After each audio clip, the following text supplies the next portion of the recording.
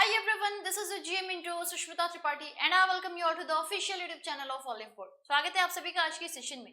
So RRB PO form is out, RRB PO clerk form is out. Okay, और बहुत सारे students हैं जिनका क्वेश्चन लगातार आ रहा है, क्या मैं दूसरे स्टेट से अपने फॉर्म को भर सकता हूँ, क्या मैं हिंदी या इंग्लिश में कुछ भी सेलेक्ट कर सकता हूँ. तो ये मुझे बहुत सारे लोगों ने पूछा. इनफैक्ट कुछ बच्चों ने पर्सनल कॉल करके भी बोला, एक लोगों ने ये भी बोला कि ma'am we still have some time, मैं तो इतने में दूसरी लैंग्वेज भी लर्न कर सकता हूँ, ऐसा भी बोला. ठीक है, तो प्रॉब्लम कहाँ आती है कि हमें लगता है कि हमारे स्टेट में वैकेंसी कम है, we should better switch to some other states, और फिर हम वहां से फॉर्म भरेंगे, हमारा क्लियर होने की ज्यादा चांसेस है. फिर कुछ को ऐसा लगता है कि हमारी इंग्लिश तो वीक है, तो अगर हम हिंदी से भरते हैं तो हमारे क्लियरेंस के ज्यादा चांसेस है. अभी हम लोग इसी पे ही डिस्कशन करने वाले हैं. The very first thing, English से फॉर्म भरे या हिंदी से, जो बहुत सारा एक कह सकते हो आप लोग, बहुत बड़ा प्रॉब्लम मैंने देखा है, बहुत सारे स्टूडेंट्स इसे फेस कर रहे हैं. कहाँ से फॉर्म भरें, इंग्लिश या हिंदी? सी, इंग्लिश या हिंदी की बात नहीं है. कभी भी अगर आप लोग कोई भी लैंग्वेज फ्लुएंसी से बोल ले रहे हो, इसका मतलब ये नहीं कि आपको उसकी नॉलेज भी है. नॉलेज में ग्रामेटिकल नॉलेज आपकी कितनी है, आपको कितना उसका ग्रामर पता है. बोलना आपकी स्ट्रेंथ नहीं बताता है. कई बार हम लोग जब अपने इंग्लिश के पेपर को सॉल्व करते हैं तो हमें लगता है कि इन जनरल तो हम यही बोलते हैं, तो ये पॉइंट करेक्ट होना चाहिए. But all of a sudden we will see ये तो रॉन्ग था. क्यों रॉन्ग था? बिकॉज कुछ उस पे ग्रामर अपने रूल्स थे जिसकी वजह से वो रॉन्ग था. तो बहुत सारे ऐसे स्टूडेंट होते हैं जिन्हें ये लगता है कि नहीं, if we are opting for Hindi maybe we can do better. But Hindi की क्या आपको ग्रामर नॉलेज उतनी है कि आप कर सकते हो? एक प्रॉब्लम आता है कि हमारे इंग्लिश वीक है, हिंदी मीडियम से हैं. बट एक बात और सोचो, अभी तक कितने बैंक्स की तैयारी आपने करी होगी, तो कुछ तो आपकी प्रिपरेशन हुई होगी. अगर आपकी हिंदी हमेशा से एज ए मीडियम रहा है, आपका सब्जेक्ट रहा है, देन इट इज ओके, आपकी ग्रामर स्ट्रांग है, आप कर सकते हो. लेकिन जिनके लिए ये नया है, जिन्हें फिर से पढ़ना है पूरे दोबारा से, तो आप ये सोचो कि इतना टाइम अगर आप इंग्लिश को दे दोगे तो कंपैरेटिवली आप वहां पे ज्यादा अच्छा कर सकते हो. सो आई विल सजेस्ट, जो फिलहाल तक आप प्रिपरेशन करते आए हो, go with that subject. At the end moment don't change it, क्योंकि ऐसा नहीं है कि जो हमारे बोलने में आता है वही आपका ग्रामर भी है. ग्रामर थोड़ा सा डिफरेंट हो जाता है. इसलिए जो अभी तक प्रिपेयर करते आए हो आप लोग उसी से करो. अगर आपकी मीडियम रही है, अगर आपकी स्ट्रांग है हिंदी का पार्ट, ग्रामर आपकी अच्छी है, तो आप कर सकते हो. क्योंकि कभी भी बोलना और उसकी स्ट्रेंथ उतनी अच्छी होना, दोनों बहुत डिफरेंट बातें हैं. आपकी इंग्लिश तब स्ट्रांग है, आपको लगता है कि आपने बहुत सारी नॉवेल्स पढ़ ली, आप बिल्कुल परफेक्ट एक मास्टर हो सकता है कि आपकी इंग्लिश की नॉलेज बहुत अच्छी हो, but may be several time ऐसा होता है कि एकदम से कोई नया ग्रामर रूल आ गया.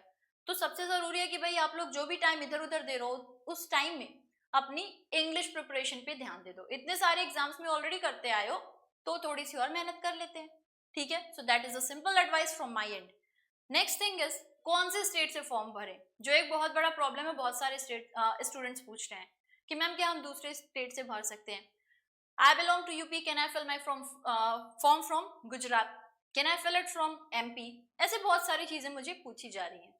सी, रीजनल रूरल बैंक का नाम ही है रीजनल रूरल बैंक. वो एक रीजन में स्पेसिफिक है, एक स्टेट एक डिस्ट्रिक्ट में वो स्पेसिफिक है. यानी कि आज आप जहां से भी फॉर्म भर रहे हो, कल को आप जब वहां क्वालिफाई करते हो रिटन, तो वहीं पे आपको जाना होगा. पूरी लाइफ आपकी वहीं जाने वाली है.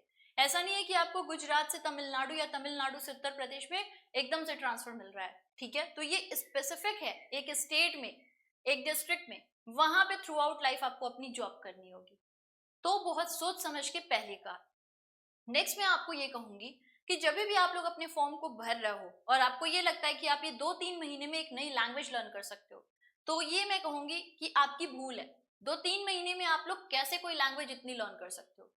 कल को आपका जब क्लर्क में सिलेक्शन हो जाता है या आपका पीओ में सिलेक्शन हो जाता है, क्लर्क में आपको एलपीटी के लिए जाना होगा, पीओ में आप लोगों का इंटरव्यू, देन जो भी आपके बाकी के प्रोसेसेस है. प्रेफरेबली हमेशा यही किया जाता है, जो भी लोकल लैंग्वेज वाले होते हैं उन्हें ज्यादा प्रेफरेंस दी जाती है. बिकॉज आप एक ऐसी छोटी, मतलब कह सकते हो कि आप एक रूरल एरिया में बैठ रहो, और रूरल एरिया में तो वही लोग आते हैं जो कि वहां की ही भाषा को बोलते हैं. तो आप कैसे ये सोच सकते हो कि आप उनकी बात को इतनी एफिशिएंटली समझ सकते हो जितना कि वहां पे रह रहा एक दूसरा व्यक्ति समझ सकता है? प्रॉब्लम हमेशा आपको आती रहेगी. तो दो प्रॉब्लम आपके साथ में रहेगी. पहला कि आपकी उस लैंग्वेज पे कमांड वैसी नहीं है जिसकी वजह से कई बार आपको प्रेफरेंस नहीं मिलेगी. दूसरा, आपको वहां पर सेटल होना पड़ सकता है. तो सोच समझ के आपको अपना ये स्टेप उठाना है. सो आई अगेन से, जो आप लोग सोच रहे हो कि इतने टाइम में हम कुछ और प्रिपेयर कर लेंगे, जो प्रिपेयर करते आए हो उसी को थोड़ा और अच्छा प्रिपेयर कर लो, फिर तो बहुत आराम से आपका एग्जाम भी क्वालिफाई हो सकता है। ठीक है, don't worry, just do it और आगे बढ़ते चलो। थोड़ी सी आपको बस कह सकते हो थोड़ी सी और मेहनत, थोड़ी सी और ब्रशअप की नीड होगी, वो करते चलो। Instead of thinking all these things, बहुत ज्यादा सोचना और ये सोचना निगेट होना कि नहीं मुझसे नहीं हो रहा है, इससे तो कोई सोल्यूशन नहीं आना है ना। Better go with the thing that you have been preparing for. अभी तक आप इंग्लिश के लिए प्रिपरेशन करते आए थे, थोड़ी और प्रिपरेशन कर लो, हो सकता है अच्छा हो जाए। दूसरा, अपने स्टेट से ही भरो, ज्यादा से ज्यादा मैथ्स और रीजनिंग की प्रैक्टिस करो, प्री में अच्छा स्कोर कर पाओ, उसके बाद से फिर लगे रहो, बाकी सब्जेक्ट्स की भी प्रैक्टिस करते रहो, तो ज्यादा चांसेस हैं आपके सिलेक्शंस के। Okay, so that is a simple advice from my end. Now we are also taking classes from our end, चाहे वो YT की हो चाहे पेड की हो। YT की मेरी क्लास आपको 10 बजे करंट अफेयर्स मिल जाएगी ऑलिव बोर्ड यूट्यूब चैनल पे। If you want to prepare with us on a paid session, so you can prepare with us. ठीक है, ये देख सकते हो आप लोग, आप लोगों की बैच है। अच्छी बात यह है कि अभी आप लोगों का मेगा मॉनसून सेल चल रहा है। सो अगर आप लोग ये कल तक कोई भी बैच लेते हो, उस पे आप लोगों को 55% ऑफ मिलेगा if you are applying the coupon code SUSHMITA। Okay, so if you apply this code SUSHMITA, तो आपकी जो भी बैचेस हैं फिलहाल में, उस पे आपको 55% ऑफ मिलेगा। अपार्ट फ्रॉम दैट, कौन कौन से बैचेस हैं टारगेट किए हुए किस चीज को, RRB, तो आपके दो बैच है। पहला टारगेट बैच है, इसको आप ज्वाइन कर सकते हो। दूसरा आपका बैच है फिट बैच, जहां पे आपको फैकल्टी के साथ में जो भी बैंकिंग एक्सपर्ट है और जो भी टॉपर्स हैं या जो उसको ऑलरेडी क्वालिफाई कर रखे हैं, उनको आप लोग चाहो तो उनसे भी वहां पे आपको गाइडेंस मिलेगी। ठीक है, तो ये दो बैचेस हैं हमारे। और अगर आप लोग कल तक बैचेस ले रहे हो, चाहे ये बैच लेते हो, चाहे banking light, banking elite, banking super elite, कुछ भी लेते हो, तो आपको वहां पे डबल वैलिडिटी मिलेगी। यानी कि अगर आप 6 महीने के कोर्स ले रहे हो, आपको 12 मंथ का मिलेगा। 12 मंथ के लिए ले रहे हो तो आपका 24 मंथ के लिए होगा। Okay, remember you will have to use the coupon code SUSHMITA। I just hope कि आप लोगों को ये वीडियो सही लगी हो और आपके लिए यूजफुल हो।